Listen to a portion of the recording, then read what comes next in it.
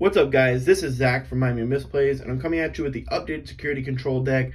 This one is going to be for the starter deck legal cards, so do not use this in the regionals, as they are not allowing you to use regional. At the regionals, they're not allowing you to use the starter deck cards. But going forward from here, this security control I've found to be falling in love with. I played it at yesterday's tournament. I ended up going 4-1. I'll go over my matchups and my one loss, and why I do feel like this is the best deck of the format. Now, going forward, we'll start off with our babies. We've got 4 copies of Upamon. Now, Upamon is 1 attacking once per turn. If you have 3 or fewer security cards, trigger draw 1. A lot of people might play Cupamon or 4 Cupamon and 1 Upamon, depending on the deck they play. More aggressive builds that use like Agumons, for the Bushis and the Rush, may use the Cupamon because they may be swinging earlier, and when they have those 6-7 securities to get those early draws. Now, with this version, it's a much more defensive version. I don't play the Bushis and I don't play the Cupies because honestly, the only Digimon going into the back is my Salamon. All right, and let's just go into the Digimons because the first one is going to be our Salamon and why it works well with Upamon, so I don't repeat myself twice. So the very first set of rookies we play, or the only rookies we play, is Salamon. Now, Salamon has an on deletion if you have 3 or fewer security cards, trigger recover 1 and gain an additional security. Now, you can see why this combos off with Upamon and why I'm most likely not promoting until I'm at 3 security. This is like my backup plan, gives me a draw and replaces, the Salamon replaces itself once I Digivolve in the back to see what else I could draw. Hopefully I don't draw another Salamon. Aside from that, it's a good combo to draw 1 and play security, and then using cards like Izzy can get really functional in ways of manipulating the top 3 cards of your deck, drawing a specific card, putting a specific card on top of your security, and moving forward from there. Now we've got, from the new starter decks, 3 copies of Courtroom. Now, Courtroom is security that at the end of the battle, place this Digimon, play this Digimon without paying its memory cost. So it comes onto the board for free, and it does have an on-play effect. Trigger, draw 2. And so this is what's going to help you keep your hand count. It's going to give you a bounty on the board to keep attacking. Very powerful card. I love this card in my games. Came up 2 or 3 times, came out. And sometimes do you guys understand? I think a lot of us have gotten into the whole Zwart security and not realizing that if a Digimon is smaller than the security Digimon, the battle just doesn't not happen. That's only for Zwart. So if something 5,000 or less does swing into this Courtroom, that Digimon will die. And then you will be able to play the Courtroom and still get your draw 2. So very fantastic card. And aside from that, on play 6 isn't the worst thing we've seen in security when it comes to playing down cards and to gain 2 advantage. It's very potent. Now, with the added aggression, this deck is able to do a little more damage, and even in the mirror, in my opinion, it's back and forth, but we'll get into that when it comes to my matchups. Now, we've got 4 copies of Magnangemon. Now, everybody knows Magnangemon and why he's so broken. He can trigger the recovery no matter where you're at, and whether you have 6 securities, 8 securities, or 2 securities, he gives you that recovery +1. And with an inheritable, this Digimon gets +1,000 for every 3 security cards you have. Not the worst inheritable. I don't think it's the greatest either. I wish it was something more beneficial. But hey, it does help sometimes depending on how you play and what 6s you play, if you play 6s, which we do play 1. Well, 1 that can go on top of it. Anyway, that's the Magnangemon. Now, we're playing 1 copy of Sakuyama. Currently speaking, I'm going to be keeping it at 1 for the regionals. If you guys wanted to know the regional version of this deck that's going to be playing without the starter deck cards, it's really just taking out the 3 Courtroomons, and I'm planning on adding a second Sakuyama, and I'm either going to be adding an Eden's Javelin for the extra draw and then extra destruction, and it's a 6 cost, so it kind of replaces its placement of the Courtroom. If not that, I was actually thinking of another security Digimon, maybe just the yellow security Digimon that comes out. He's only, I think he's only 4K, but he comes out, he's 5 to on play, 2 to Digivolve, so it's not the worst to on play if I need a body on the board. Or I've actually thought about playing Gladimon, but we'll go back into that. I'm sorry, guys, let's continue on. So, Sakuyama. Sakuyama is your opponent's turn. When an opponent's Digimon moves from the breeding area to the battle area, it gains -3 security. This is a very potent card against Jesmon, which is honestly probably one of your hardest matchups. And most of the time, Jesmon will either try to spam the board a little bit and then build in the back. So that way, if that spam stays on the board, they're going to come at you and try to either swing multiple times with the Jesmon to finish you off, and then usually they'll have their delicate plan. This Sakuyama stops them from being able to do that multiple security check, and they have to get rid of the Sakuyama. Now, unless they have the Gaia Force in hand, most likely than not, their only way of getting rid of this Sakuyama is to bring out that Jesmon and play their card that allows you to attack a Digimon while standing. Other than that, they really don't have too much of a way of getting rid of the Sakuyama, to my knowledge, that is. And thanks to the Sakuyama, setting them back that turn is really helpful. And then once they do promote the Jesmon, it's an open target. So it's a double-edged sword on their part, what they want to do to get rid of the Sakuyama. Again, for the regionals, I do want to probably bump it up to 2, but for now I'm playing it at 1. Now I've got 3 copies of Bielstorm. Yes, Bielstorm. This is the card that I really wanted to play in this deck, and I'm so happy to have it now and play this version. So Bielstorm, 3 copies of it, and it says, when playing this card from your hand, reduce the play cost by 1 for each 3 Musketeers Digimon card and option card with a memory cost of 7 in your trash. And then on play, return 1 option with a memory cost of 7 from your trash to your hand, then use 1 option card with a memory cost of 7 from your hand without paying its memory cost. This is the way we're going to be able to recycle some of our spells that are very powerful and potent in helping to kill things and clear boards, and then at the same time putting an 11k body on the board. What's also very nice about this is that it's a purple Digimon. Yes, purple. So finally, when you have those words stuck in your hand, you can actually do something with them. Before in security control, there really wasn't much to do unless you decided to play the Machine Dramons and then on play the Machine Dramons for a de-digivolving effect. But to my opinion, it just wasn't worth it. It didn't clear a body on the board. You give them more than enough memory to re-digivolve back into what they need to and probably just out-smash him. With the Bielstorm, because of its ability to pick up the spell and use a free spell, you're going to be hitting a body on the board and most likely destroying, if not clearing a board. So again, very powerful card, and my favorite and newest edition. And then to finish it off, we've got 4 copies of Defeat. Now on Defeat, very clear and simple card. Security, play this card without battling and without paying its memory cost. So notice it says without battling. I just want to point that out. Constantly people are thinking nowadays that these security Digimon don't battle, and that's not the case. That is only for Defeat, guys, okay? Now when digivolving, delete one of your opponent's tamers. On deletion, delete one of your opponent's Digimon. So with this, I can digivolve with Bielstorm, get rid of a floater most likely, or any Digimon, or any type of, tamer that they may be playing. And then on deletion, when they do get rid of this guy, they have to either bounce him or bottom deck him. If they don't, he's taking a body with him.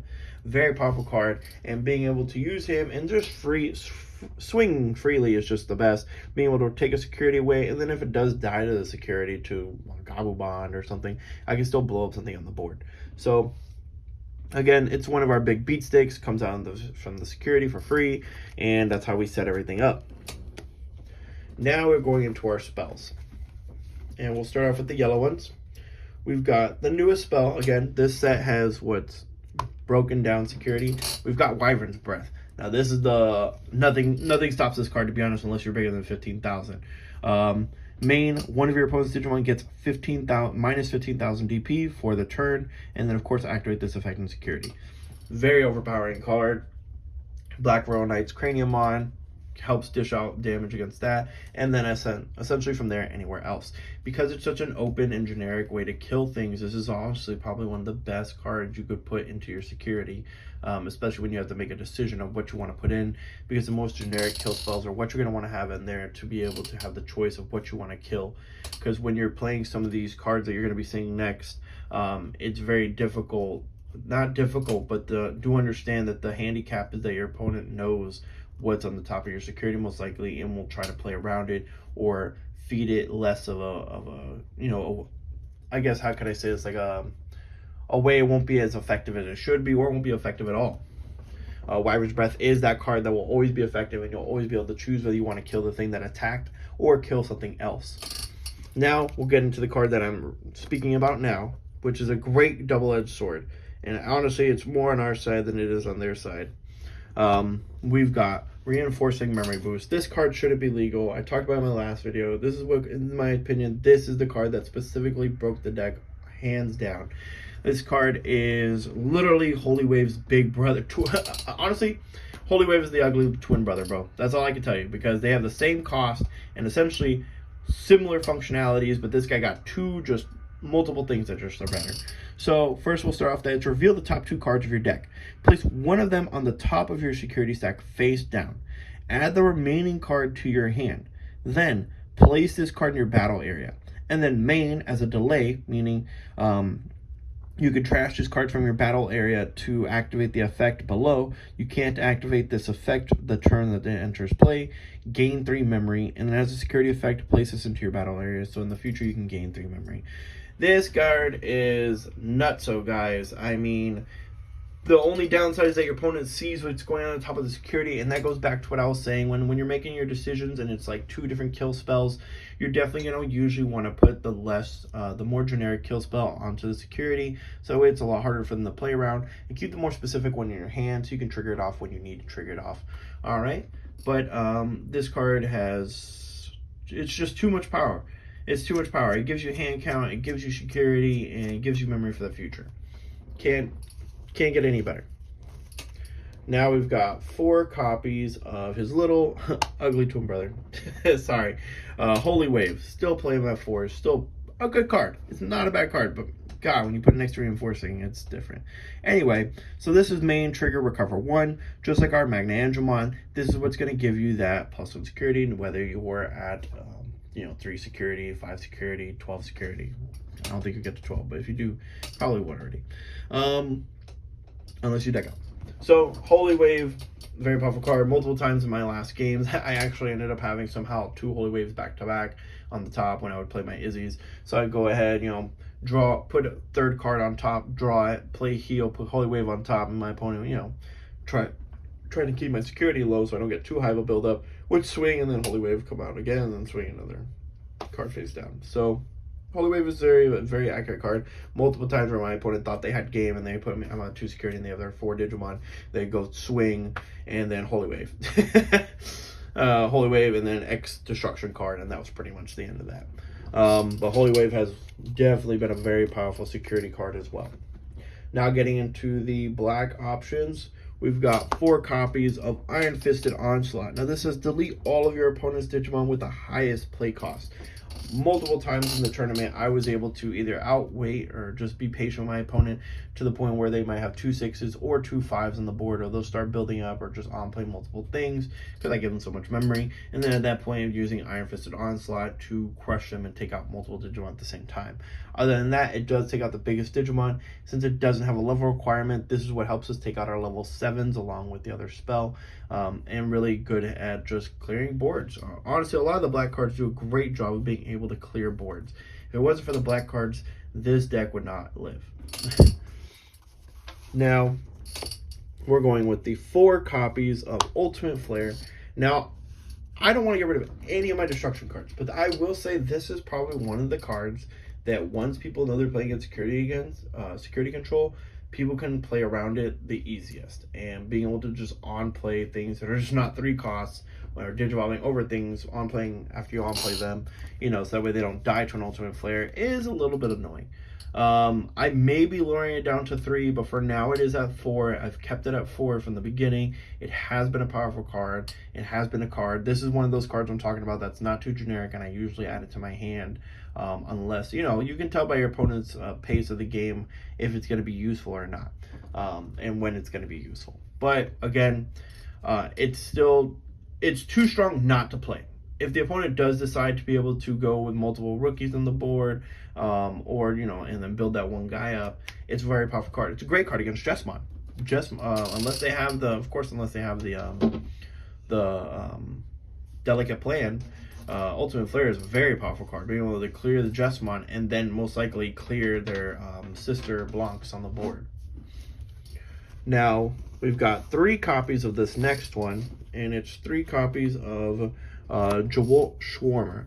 Sorry if I mispronounced that. I know I'm actually German myself, but I don't know how to talk it.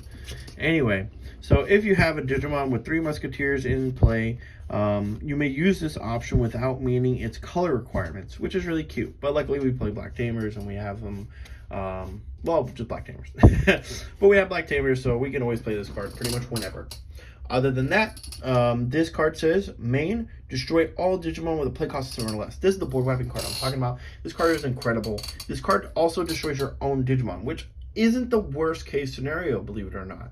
Now, playing this card multiple times, and I tell you, when I say multiple, I should say almost 80% of the time, I go and I swing with my Salamon, and I almost always hit a spell or a tamer or something that didn't kill my Sala, and it's the most annoying thing. So now having a schwarmer that not only doubles to destroy their Digimon, but destroys my own Digimon and destroy my own Salamon to heal is actually pretty good, and I really do prefer that method sometimes.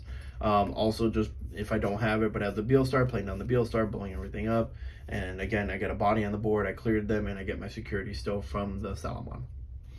And of course they help reduce the cost of Bielstorm. And then we've got 2 copies of Fly Bullet. Fly Bullet is got the same ability of being able to be played without color requirements as long as you have the 3 Musketeers. The only 3 Musketeers we play is Bielstar, and she is purple, so it doesn't really matter. And again, we do play Purple Tamer to help with playing this card from hand, but there's only 2, so we don't, you know, it's not the scariest thing if you will draw 1 and you're just kind of like waiting for the Tamer or the Bielstar. It's not the worst. And then main, delete one of your opponent's level 6 or lower Digimon. Very powerful effect. Literally says kill pretty much about anything that's not a level 7. And with level 7s, we have other ways to deal with them. So Fly Bullet, again, powerful card, only a 7 cost. Again, because you notice some of our are 8 costs. And of course, this also helps reduce the cost of Bielstar. All right, and now we get into our Tamers. We've got 2 copies of Izzy. This is what lets you, when you play it, reveal the top 3 cards of your deck. If they're all revealed cards are black, gain 1 memory. If that ever happens, look, I'll scream. I'll be so happy. I'm like, wow, 1 free memory. Ah, you go, because I've yet to do it. But place the cards on the back on the top of your deck in any order. And that's what's broken about that card, because now we're going to be able to rearrange things. And what makes this so sufficient is the defeat, to be honest. You know, it's okay if I draw my options sometimes, or you know, you have to, or if, you know, a Salamon ends up on my security, it's not the worst. But pulling up the defeat into your hand always feels like just the biggest L. So being able to control that and putting it there, whether my opponent knows it or not, is incredible. And that's why I absolutely love this card, and I love the reinforcing memory boost, because being able to see what I'm doing just makes the deck work so much better, so much more consistent. And that's all I'm about, to be honest, when I build my decks, is I like consistency. All right, now we've got 2 copies of Izzy and Joe. So we've got our 4 Black Tamers. This is to help us make sure that we're playing those black spells from our hand, especially mid-early game. So I want to make sure I see at least one of these. The Izzy Joe is also very powerful, being able to tell your opponent pretty much if your opponent has 2 or more Digimon in play, gain 2 memory. So again, very powerful card, because now your opponent has to make a choice of giving you possibly 5 memory for each turn. To have 2 Digimon on the board, or try to be patient and play 1 Digimon at a time. But thanks to those summoning sickness abilities and not being able to attack immediately, that really does slow down your opponent or have to make big decisions. There was an opponent that I played against that kept trying, I guess they had a game in hand probably, because they built a Jesmon on the back and they kept trying to put 2 bodies on the board, and they kept putting me to 5, and I was like, honestly, that's perfectly fine. I would Jwart, put it on the 2, and I did that about 2 or 3 times, played a Bielstar, did it again. They were really resistant on trying to do that, but every time they did that, they gave me so much memory, and when I played some of my bigger cards, it wasn't that bad. Like, I was either going to 5, and then one time I had 2 of these and he was putting me to 7. I was like, this is just too much free memory. Now we've got 1 copy of Time Mat. This is something I'm thinking about upping or downing. It depends. I think it's actually decent for the mirror setup. Because in the mirror, since you're so patient in passing turns most of the time, setting up a few time mats and then getting that 1 sword out to maybe check 2 or 3 security could be pretty good. Aside from that, this is also a memory boost that says, or not memory boost, but at the start of your turn, if your opponent has a level 6 or higher Digimon in play, gain 2 memory. So now, if they have a level 6, you're gaining 2 memory. If they have 2 Digimon, you're getting 2 memory. And that's aside from the floaters that you play. And you do play 3 floaters. So your very last floater is 1 copy of Matt Ishida. Besides it being a floater, on play, return 1 purple Digimon card or purple option card from your trash to your hand, and this is what lets us cycle our Bielstars and back into our hand, or very rarely I think I'll ever pick a Fly Bullet, but definitely helps with adding the Bielstar back to hand and being able to abuse the Bielstar again and again. So that's pretty much it with the deck list. Now, getting into the actual matchups I had yesterday, I think I had a decent assortment of matchups. So my first match was against I'll be honest, it seemed like just a red tribal. And that match was a pretty clean swipe. Usually red I'm a little more worried about, but they weren't playing the Jesmons. They was, again, like I said, a pretty clean swipe. I 2-0'd that match, just basically controlling the game with the security, keeping his Digimon down and beating him down slowly with the Zwarts and setting up Zwarts in security. He'd have to swing into them and, going on from there. My second match after that was against Metalgaruru and Bielstorm purple. That match also, I think purple has a very difficult match against security control specifically. They do have a lot of ways to rush. I think speaking about like 3 Musketeers purple, like a full-on 3 Musketeers purple, maybe a harder matchup. But as far as I've seen when it comes to both Lilith Loop and with the Metalgaruru so far, both those I've been able to beat 2-0. Either one they decked out because they couldn't kill me in time, because they do have a decent amount of kill spells. But either that or I just end up beating them down to the point they can't kill me. I've got too many option cards. Most of their things don't escape outside of my options. And a lot of their power comes from, the scariest thing, to be honest, would be the Black War Growlmon being able to destroy a Digimon to restand, so that way their Digimon can, keep attacking continuously. And even then, I just make sure I focus those guys so that way something can't attack twice. And then they don't have +1 securities most of the time, so they're only attacking for 1 time, for 1 at most, maybe 2, depending on how many Digimon they have on the board. And then from there, I take advantage with the spells and options, and control the board. Now my round 3 was against Jesmon. That one I was a little more worried about, because that's the one I fear the most, depending on how many delicate plans they play and the cards they draw, essentially. Well, I was able to, like I said, that was the match where my opponent kept trying to have 2 Digimon on the board, had the Jesmon, and he did have the Savior for the restand, but he didn't have the tie for the multiple security. So I'll be honest, I wasn't too sure on what he was doing until the end of the game after I'd won. I was lucky to make sure that I was right. He did have a way to kill me. He was playing the Mega Fusion card along with the Omnimon set 1 that says, when you swing, restand, at a level 6 to your hand. So essentially what he was trying to do was go ahead with his Jesmon, swing, trigger its effect to restand, and then go into the Omnimon, swing, trigger effect to restand, swing again. That's a total of 3 swings, and then he would have had he was trying to have 2 Digimon on the prior turn, I guess, to swing 2 more and go for a game. I mean, it's really difficult to think you're going to clear 5 security and security control, but I think he had the delicate plan, and maybe that's what he was also waiting for too. But he did not have the tie. So, I mean, if he had the tie, it would have been a lot harder of a matchup, but he didn't have the tie. And I did have a defeat on the board. It was the only thing I had. So when he went into the Omnimon, he ended up just blowing up the defeat, and it just blew up his Omnimon. And you're probably wondering, oh, but he Mega Fusion, why would you do that? He had 2 other Digimon on the board that I didn't care too much about, and I wanted the extra memory because I had 2 of the black Izzy Joe Tamers, so I went to 7. And I had to make a decision. It was like, I could destroy 1 of them, and then I go to 3. Or I can just destroy the Omni that is going to leave anyway, and then put myself to 7, which I did, and then I was able to take control by playing a Bielstar and playing a Javon and clearing his board, and then at the same time, only costing me or putting them to 2 or 3. My round 4 matchup, that was my loss. That was the security mirror, and that's why I was saying disclosure for you guys, when you're playing the security mirror, obviously, if you don't know yet, that is pretty much a game of a deck out. You have more kill spells than they have Digimon, vice versa, unless they play an exuberant amount of Digimon. Then at that point, you may have a chance to just beat them out anyway, because even if they somehow play that many, that means they don't play too much healing, and you could probably still beat them out. or they sacrifice something for those Digimon. Our deck, if you notice, is very high on killing and very high on healing. Besides Magnadramon, I don't know if you guys noticed, I took out the Magnadramon.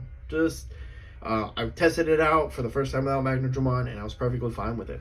And in the security mirror, yes, Courtroom did kind of hurt me one time, but the one time it went off in my security, I was actually ahead in cards by like 6 or 7. Like, he was 6 or 7 cards deeper into his deck than I was. And again, this is a game of decking out, essentially. And so game 1, if you go first, essentially you're going to be ahead of your opponent as long as you don't Digivolve in the back or play a card to heal. As soon as your opponent draws their first card on their first turn, you're already ahead of the game. You're already ahead of the game, and by math, you will be ending your turn with your opponent not having a card to draw and then them losing. If that count stays status quo the entire time, meaning no one drew an extra card or healed an extra card. And so at that point, it's a battle of attrition, playing cards to either force your opponent to do it. Now, most of the time, what I'm going to personally recommend doing, due to time and rulings and, you know, not getting screwed for the match, after like 3-4 minutes, if you're noticing that your opponent is just passing, and they've got the idea that, damn, I'm not going to play anything and I'm going to wait for them to play some stuff, then if they went first, I would recommend probably scooping game 1. Maybe it's a risk, and maybe you don't want to do that. I completely understand. I tried to do it. I tried to say, let me see what I can do within the game, because if I can steal it, which I almost did, actually, I caught him back up. My mistake was I holy waved one time because I saw defeat and I wanted to put on top in case, for whatever reason, maybe he messed up and then he just starts going for game, like to kill me. But he did not mess up, except for one time where he left the Sala on the board and I had already chunked him down to 3 security, and then I was able to blow that Sala up and then put him back up. And had I not played that Holy Wave, because he did Digivolve in the back with that Sally, that I would have probably won, actually. I was behind by 1 card. He had no cards left on his final turn, and then past my turn, I already had no cards left, so then I lost. But had I just not played that Holy Wave, I'd had 1 more card in my deck, and I probably would have won that. So that's why I say, because of that, I wasted so much time in the first game, but by game 2, it was taking too long. I can't scoop game 2, because I already lost game 1, so I have to play that one through, and then that one just took so long that the match went to him because it was a tie on game 2. So my recommendation when playing the mirror is to try to go for going first. And if you can't go first, you know, obviously it's just whoever wins the die roll. After the first few minutes, if you notice it's the player that's not going to be playing that deck out way and just, you know, ends up healing and stuff, then most likely you're going to take the game right there, and you don't have to worry about, you know, scooping. But if you notice they're definitely keeping count of every card like I was and he was, then you're going to want to make sure to just go ahead and scoop game 1, go game 2, you go first. Now you have the advantage. They have to either force you into a draw or play that battle of attrition, and if they can't do it, then they're going to have to decide to either scoop going to game 3, and most likely in a security control game 3, you're just going to draw. So it's either, you know, essentially if you can't go first for game 1, keep in mind that most likely you'll either have to go for the draw or, you know, try to steal game 1. But I won't lie to you, stealing game 1 is going to be very difficult. Yeah. But anyway, that was my 3rd match. Because of that, we went to time and I lost the match. And then game 3, round 5 was against Hex Azulong, and that matchup was a little difficult. I don't like the matchup because sometimes Azulong, if you just don't have kill spells in your security, that Azulong can get in there and check for like 3 or 4, and then with the Mirage to restand and clearing out all your security, you know, you can only heal so much. And even if I were to play the Magnadramons, you put me down to 0 and I place an 11 cost card. And blue is, while red has the ability to also do this, and now green, some of the other decks, blue is consistently playing their Lobos, and so when they have a buildup of their Tamers in the back, eventually they're going to be able to just Digivolve into a Tamer, swing, Digivolve into a Tamer, swing, and so on and so forth. So that is kind of a scary match, and Gagumon is a scary match as well, but I was able to win that match as well. We did go to game 3. That was the only match I went to game 3 with, actually. My first 3 wins were all 2-0s. My loss was a 1 draw, but match loss. And then my final one was a 2-1. And the Hexy was just, you know, you wait for the Hexy to kill it with your spell cards. The Hexy is honestly not that big of a deal. It's the Azulong that's pretty big deal. If you don't have the right cards in your security, you could definitely be taking a loss from there. So at that point, it's a little bit of RNG, a little bit of what you've been setting up and what the opponent has done to get through some of your setups to get ready for their Azulon play. And you do want to try and kill them as quickly as possible in that one. So, you know, if you have those Courtroomons in your hand or something, you kind of want to be more aggressive and start to try and swinging and killing them. All right, guys, but that is my security control deck. Let me know what you think in the comments. If you have any ideas, again, for these regionals, I just want to go over it really quick. The 3 Courtroomon, you can take them out. I plan on either adding the second Sakuyama and 2 Javelins, or playing the 2 security. I mean, I'm adding the second security no matter what. Jesmon's too good, and that card's too good against Jesmon. And either adding the Eden's Javelins or adding the security yellow Digimon that says, you know, just level 4 Digimon that comes out. But that's it, guys. Have a great day. Let me know what you do.